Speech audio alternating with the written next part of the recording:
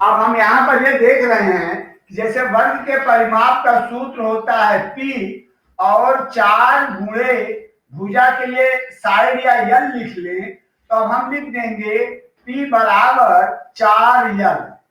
या हम लोगों ने जो आयत का परिमाप का सूत्र पढ़ा है, आयत का परिमाप, और इसके लिए हमने जो पढ़ा है परिमाप के लिए, आयत के परिमाप के लिए जो हमने पढ़ा है, परिमाप के लिए अगर हम फिर लिखते हैं P, यानी P जो होता है वो पेरीमीटर होता है। 2 ब्रैकेट लंबाई के लिए L लिख देते हैं और चौड़ाई के लिए B लिख देते हैं। या हम लोगों ने क्षेत्रफल का सूत्र लिखा है, वर्ग का क्षेत्रफल। हाँ बेटा, हाँ लिख लो। नहीं, अभी उसको तो पिछले चैप्टर में लिखे हो ना। इसको हम अंग्रेजी में एरिया कहते हैं या केवल ए लिख सकते हैं। तो वर्ग का क्षेत्रफल होता है भुजा या भुजा का वर्ग, और जो हमारा आयत का क्षेत्रफल होता है ये होता है लंबाई गुणे चौड़ाई। क्षेत्रफल के लिए हम एरिया या ए लिखते हैं, और ये होता है यल इंटू बी, या हम लोग शॉर्ट में यल बी लिखते हैं। ये बीज गणित है, और बीज गणित में बेटे अगर इस दोनों के बीच में कोई भी यहाँ चिन्ह नहीं है तो गुणा का क्रम ही माना जाता है। तो ये सब जो हमारे आयत का क्षेत्रफल, आखिर ये यल बी ये सब क्या है, हमने कल पढ़ा था बेटा कि जैसे वर्ग का, वृत्त का, इन सब का फार्मूलेशन करते हैं उसके लिए हम लोग लिखते हैं। तो हम लोग क्या कह सकते हैं कि ये जो हमारे बीजीय अक्षर हैं, ये जो जितने भी यहाँ लिखे हैं ये सभी चर हैं। अगर इन चरों के मान परिवर्तित होते रहेंगे तो हमारी गणना भी परिवर्तित हो जाएगी। माना कि हमारे इस सवाल में जो हमारा P है, P बराबर 4 यल। अब P तो ठीक है, लेकिन अगर हमारे यल का मान ये बदल सकता है, 1, 2, 3, 4 या कुछ भी हो सकता है। अगर हम इस पर गणना करेंगे, किसी ने कहा हमारा जो चित्र है वो 1 मीटर का है, किसी ने कह दिया नहीं हमारा 2 मीटर का है, किसी का 3 मीटर का है, किसी का 4 मीटर का है, किसी का 10 मीटर, 20 मीटर, 25 मीटर। उस क्रम में हम 4 को, ये जो हमारी यल जो हमारा चर है, इसके लिए जो हमारा यहाँ वास्तविक मूल्य है उसको रखेंगे। और जब रखेंगे अगर 4 से है तो इसका गुणा 16 होगा। किसी के प्रश्न में ये यल की वैल्यू 20 है तो इसका 80 होगा। तो ये जो हमारे चर हैं ये हमेशा परिवर्तित हो सकते हैं, हर प्रश्न में परिवर्तित हो सकते हैं। समझ में आ रहा है बेटा? इसीलिए इनको हम चर कहते हैं। और इनको चलिए थोड़ा अंग्रेजी में भी देख लेते हैं। इनको अंग्रेजी में वेरिएबल कहते हैं। हमें शब्दों को जानना चाहिए। जो शब्द होते हैं उनमें शक्ति होती है, पावर होती है, तो हमें उन पावर को भी, वर्ड पावर को भी समझना चाहिए। वेरिएबल चर होते हैं जो इस प्रकार चलते फिरते रहते हैं। जैसे हम लोग चलते फिरते रहते हैं, ये हमारे चर भी चलते फिरते रहते हैं। एक प्रकार से ये समझ लेते हैं ना बेटा, जो हमारे प्रश्नों में सूत्र होते हैं और उन सूत्रों में जो ABCD XYZ प्रयोग होता है वे सभी हमारे वेरिएबल हैं। समझ में आ गया?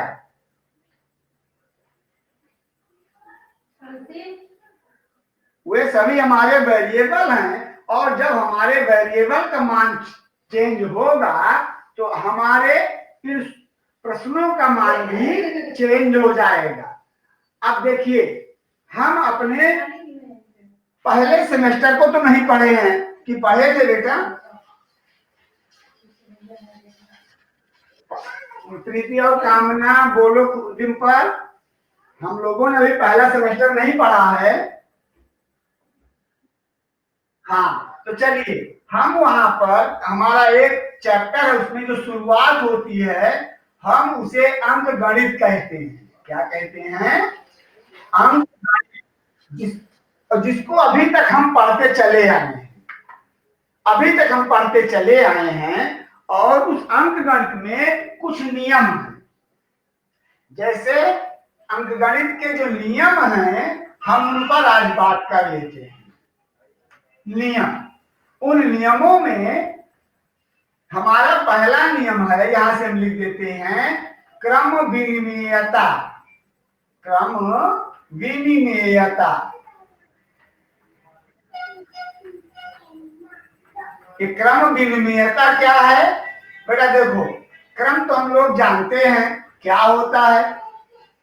जैसे अभी हम लोग स्कूल में बैठते हैं तो कोई आगे बैठता है, पीछे बैठता है, इस प्रकार कहते हैं बेटा लाइन से बैठो, तो ही लाइन ही हमारा क्रम है। अगर एक खाली डिब्बे में जैसे समझाया गया है कि हम गेंद डालते हैं, पहले 4 फिर 3, तो कितना होगा? या एक दूसरे बच्चे ने पहले 3 डाला फिर 4 डाला, तो यहां पर क्या हमारे योग में कोई अंतर पड़ेगा? नहीं पड़ेगा। तब भी 7 होगा और तब भी 7 होगा। ऐसे ही हमारी क्रम विनिमेयता है। और इसी को हम बीजगणित में भी पढ़ते हैं। अगर हमारे पास 2 नंबर है ए बी, अगर इसको हम ऐसे b + a कर दें तो ये भी क्रम विनिमेयता के नियमों का पालन करती है। क्रम विनिमेयता के नियमों का पालन करती है। जैसे हमारे बच्चे हैं, तुम ही लोग हो, किसी के पास 10 रुपए है, किसी के पास 5 रुपए है आज, तो कुल 15 हो गए। लेकिन कल यही चेंज हो गया, जिसके पास 10 था उसके पास 5 है, और जिसके पास 5 था उसके पास 10 है, तो भी 15 ही तो होगा कि कम ज्यादा हो जाएगा? तो वहां पर ये क्रम विनिमेयता है। हम अगर ये अंकों को क्रम विनिमेय करते हैं और उन्हें अपने हम बीजीय चरों पर देखते हैं तो भी उनका मान ठीक वही होता है, उनमें कोई परिवर्तन नहीं होता है। और ये क्रम विनिमेयता हमने पढ़ा योग में, चाहे हम इसको गुणा करते हैं। अब हम पढ़ेंगे गुणा में। गुणा में भी बेटे यही प्रक्रिया पालन होती है कि 4 को अगर हम 3 से गुणा करें तो 12 होगा, लेकिन अगर हम 3 को 4 से गुणा करें तो भी 12 होगा। ये क्रम विनिमेयता है। इसी को यहां भी समझाया गया है, a गुणे b बराबर b गुणे a। इसको हमें याद भी कर लेना है।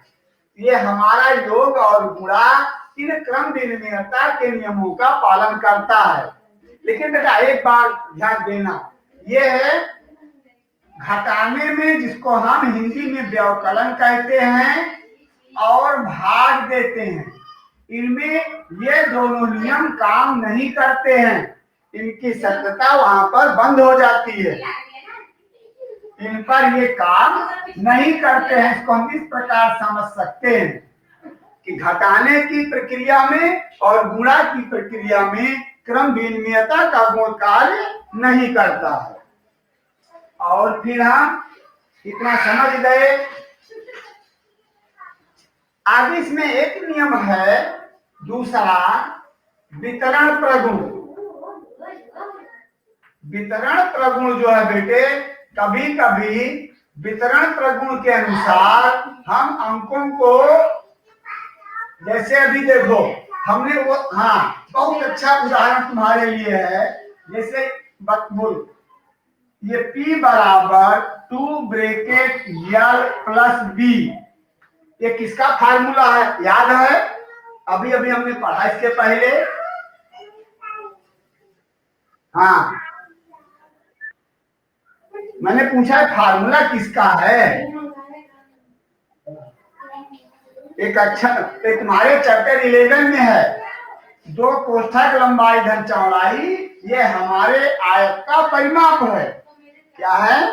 आयत का परिमाप। तो वितरण प्रगुण हमें ये बताता है कि 2 को हम यल से गुणा कर दें और फिर 2 को बी से गुणा कर दें तो भी समान आएगा। जैसे यहाँ 2 को 4 धन 3, हमारे पास दोनों विकल्प हैं कि हम यहाँ 2 को 4 धन 3 7 को जोड़कर गुणा कर दें, या हम ऐसे लिखें 2 गुणे 4 धन 2 गुणे 3। इस क्रम से भी अगर हम सरल करते हैं तो भी हमारा प्रश्न एक ही है। यहाँ से हम लिख देते हैं 7 दूनी 14, लेकिन यहाँ वितरण प्रगुण में 4 दूनी 8 प्लस 3 दूनी 6 और यहाँ जोड़ेंगे तो भी 14 ही आएगा। और इस प्रकार ये हमारा वितरण प्रगुण है, ये हमारा संक्षिप्त गुण है जो हम हल करते हैं। यही प्रक्रिया बेटा हमारे इन प्रश्नों में भी होती है। यहाँ समझना है और समझने के लिए अभी समझना, उसके बाद फिर शाम तक वीडियो अपलोड हो जाएगा, फिर एक बार 2 बार देखना, ये समझ में आ जाएगा। ये तुम्हारे अंकगणित में भी है। और इस प्रकार हम लोग इस वितरण के प्रगुण को पढ़ लेते हैं। तो हमारा जो यल है ये बी है, इसको हम क्या कहते हैं? अब तो याद हो गया ना। जो हमारे बीजीय अक्षर हैं इनको हम चर कहते हैं, जो हमें अनेक सूत्रों में मिलते हैं। बीजीय अक्षर जो हमारे सूत्रों में मिलते हैं हम इन्हें बीजीय चर कहते हैं। चर क्यों कहते हैं समझ में आ गया ना? क्योंकि ये प्रश्नों के अनुसार अपना मान बदल देते हैं, प्रश्नों के मान बदल देते हैं। और इस प्रकार हम अपने इन प्रश्नों का मान ज्ञात करने के लिए इन चरों के मान पर निर्भर करते हैं। और बेटा देखो, हमने सम आकृतियों और विषम आकृतियों में अपने इन चरों के मान के बारे में पढ़ा है। चरों के मान के बारे में जब हम पढ़ते हैं तो आइए अब हमारा बेटा एक्सरसाइज 11.2 है, उसमें हम ध्यान देते हैं कि वो 11.2 किस क्रम में सरल किया जाएगा।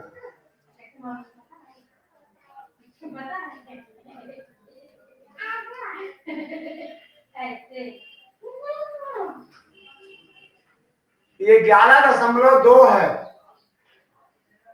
समबाहु त्रिभुज और एक समखटभुज है। ये 2 चित्र हमारे पास यहाँ दिए गए हैं।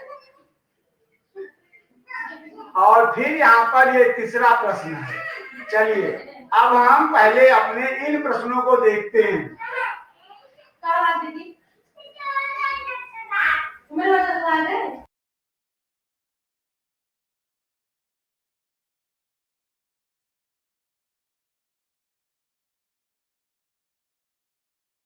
देखते हैं कि ये जो हमारे प्रश्न हैं, तुम लोग पकड़ा एक समबाहु त्रिभुज है।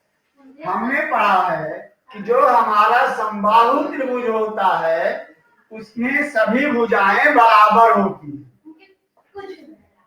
समबाहु त्रिभुज की सभी भुजाएं समान होती हैं बेटा, ये उसका एक प्राकृतिक गुण है।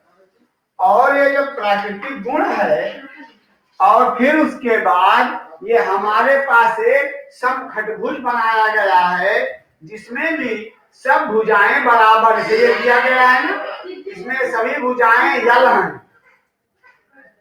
और ये त्रिभुज में भी यल की भुजा दी गई है। तो हमें यहाँ ध्यान देना है, जब ये हमारा समखटभुज त्रिभुज है तो हम त्रिभुज को इस क्रम में लिख लेते हैं। पहला तो ये त्रिभुज हमारा है और जिसमें सभी भुजाएं समान है, जिसको हम यल कहते हैं। ये सभी हमारी यल हैं। और इसके परिमाप के लिए हम अपने पहले प्रश्न में क्या लिखेंगे? लिख रहा है समबाहु त्रिभुज की भुजा। समबाहु त्रिभुज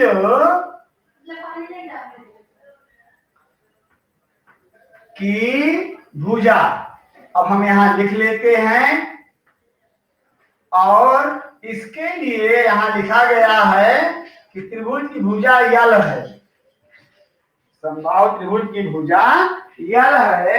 और इस यल के क्रम में कह रहा है परिमाप लिखो, तो इसका परिमाप क्या होगा, जिसको हम लिखते हैं पेरीमीटर। परिमाप यानी पी पेरीमीटर।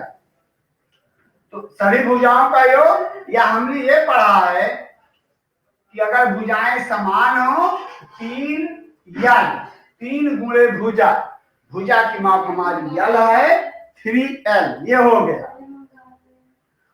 और ऐसे ही हमारा दूसरा है, वो समखटभुज है। समखटभुज, खटभुज अर्थात संस्कृत शब्द है खट, जिसका हिंदी होता है 6।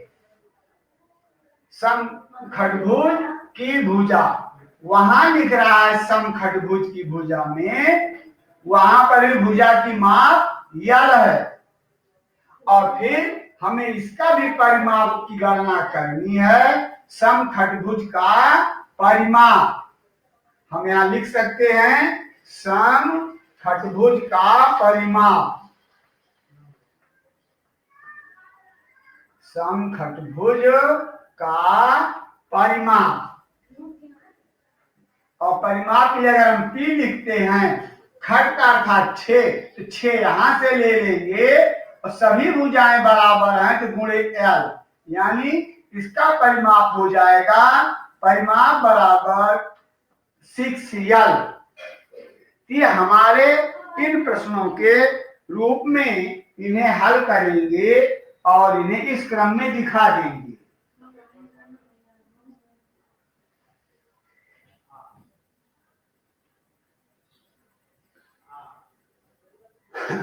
इस प्रकार हम अपने इन प्रश्नों को हल करते हैं। और ऐसे ही हमारे जो तीसरे और चौथे प्रश्न हैं, उनके लिए भी हम गणना कर लेते हैं।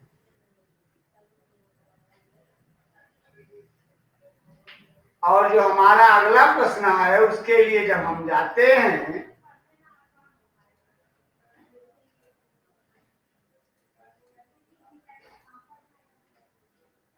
तो वहां पर हम क्या देखते हैं, देखो ये गराय घन एक त्रिविमीय आकृति है, जैसा कि दिया गया है। इसमें 6 फलक हैं, ये सभी सर्वसम होते हैं अर्थात समान होते हैं। एक किनारे की लंबाई यल से दी जाती है। घन के कुल किनारों की लंबाई ज्ञात करो। घन में कितने किनारे होते हैं बता सकते हो, या घन में कितनी कोर होती है? इसमें 6 तल होते हैं, 8 शीर्ष होते हैं और 12 किनारे होते हैं। गिनकर देख सकते हो, जैसे तुम लोगों को समझाया गया है। यहाँ किनारों की लंबाई हमें ज्ञात करना है। किनारों की लंबाई के लिए हम लोग ये पढ़ लेते हैं कि घन में कोण। तीसरा प्रश्न है, घन के कोण की माप, इसको कोण भी कहते हैं या किनारा भी कहते हैं। कोण की माप, और ये माप यहां तुम्हारे लिए लिखी गई है यल। और यल जो बेटा लिखा गया है, इसके लिए अंग्रेजी में एक शब्द यूज होता है लेंथ। इसी लेंथ या लंबाई के लिए प्रयोग किया जाता है। अच्छा, घन में कोण की संख्या, हमें ये प्रश्न या ये संज्ञान होना चाहिए। घन में कोण की संख्या, घन और घनाभ में कोण की संख्या महत्वपूर्ण। कितने कोण होंगे? जैसे अगर हमारा डस्टर है, इसमें हम गिनते हैं तो कोण क्या, ये हमारी जो साइड है इसी को हम कोण कहते हैं। गिनेंगे तो 1 2 3 4 और फिर 4 पीछे 8 हो गया, ये किनारा 9 और ये 10, ये 11 और ये 12।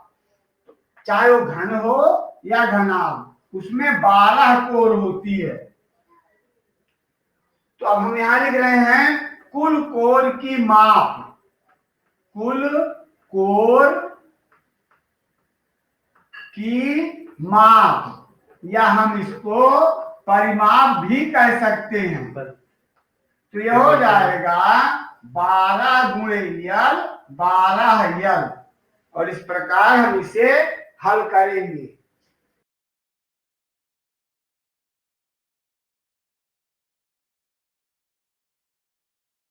समझ में आएगा? तो हमारे कोर की माप कितना हो गई?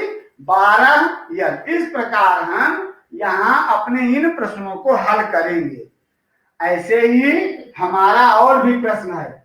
यहाँ हमें इन तथ्यों को याद रखना चाहिए।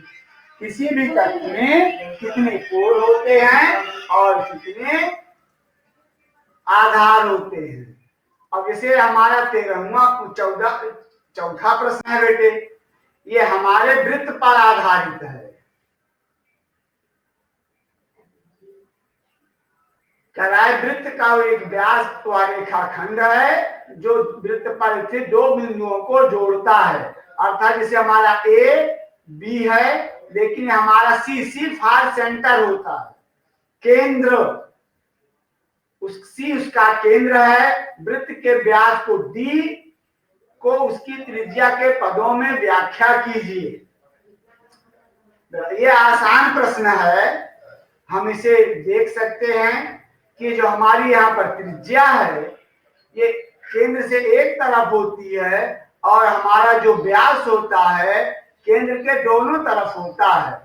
इसके लिए हम लिख देंगे d बराबर 2r, d बराबर 2r। इस प्रकार हम इन्हें लिख सकते हैं। और 5वां सवाल, ये बेटे 3 संख्याएं हैं, उन पर हल करना। 14, 27 और 13 के योग पर विचार कीजिए। हम यह योग 2 प्रकार से ज्ञात कर सकते हैं, ये समझाया गया है। यहाँ पर क्रम द्विमीय नियम और साहचर्य नियम, दोनों नियमों को समझाया गया है। साहचर्य या साहचर्यता का नियम समझाया गया है।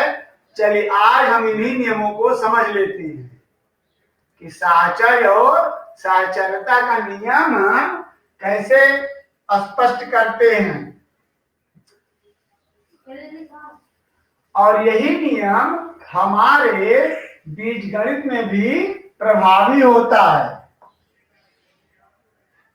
जैसे हमारे पास 5वें प्रश्न में संख्या है 14 संख्याएं, हम चलो लिख लेते हैं।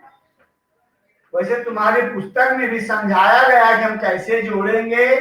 14, 27 और 13, इन 3 संख्याओं को हम किस क्रम से जोड़ सकते हैं? हम 2 प्रकार से योग कर 2 प्रकार से जोड़ सकते हैं। नंबर 1, 14 धन 27 धन 13। हमारा जोड़ना, घटाना, गुणा भाग करना द्विआधारीय संख्या है, 2 आधारीय प्रक्रिया है। हम एक बार में 2 ही अंक जोड़ सकते हैं। चलिए माना कि हम पहले इसको जोड़ लिया और जो जोड़ने के बाद आया ये हो गया 41, उसके बाद उसमें हमने 13 को जोड़ दिया, ये हो गया हमारा 54। इसी को हम दूसरे तरीके से यहां लिखते हैं। चलो ऐसे ही लिख लेते हैं, 14 धन 27 धन 13। किसी बच्चे ने इधर से जोड़ना शुरू किया तो पहले इसको जोड़ लिया 40 और फिर यहां पर जोड़ दिया, ये हो गया 54। इसी को हम कहते हैं बेटे अंक गणित में साहचर्य का नियम। साहचर्य का साक्षरता का नियम कहा जाता है। और साक्षरता के नियम के क्रम में अगर हम ग्रुपिंग करते हैं या फ्रेंडशिप करते हैं, आज एक के साथ कल दूसरे के साथ, तो हमारी ये साक्षरता के नियमों में ये जो हमारे अंक गणित, बीज गणित है या अंक गणित है या रेखा गणित है, हमें इनमें कोई भी समस्या प्राप्त नहीं होती है। तो हम लोगों ने आज पढ़ लिया, ये हमारे बेटे साक्षरता का नियम जो हमने पढ़ा, जो हमने वितरण का नियम पढ़ा, जो क्रम भिन्नता का नियम पढ़ा, ये हमारे पिछले सेमेस्टर में हमारा जो चैप्टर है वहां से है। और इसी का प्रयोग हम अपने बीज गणित में भी करते हैं, a प्लस बी प्लस सी। और अगर हम यहाँ a प्लस बी प्लस सी, अगर हमारे ऐसे 3 नंबर हैं, ये साक्षरता के क्रम में इस प्रकार भी हल हो जाते हैं। तो हमें इन साक्षरता के नियमों का ध्यान करते हुए अपने अध्ययन में और अपने शिक्षण कार्य में इसे प्रभावी रूप से रखना है।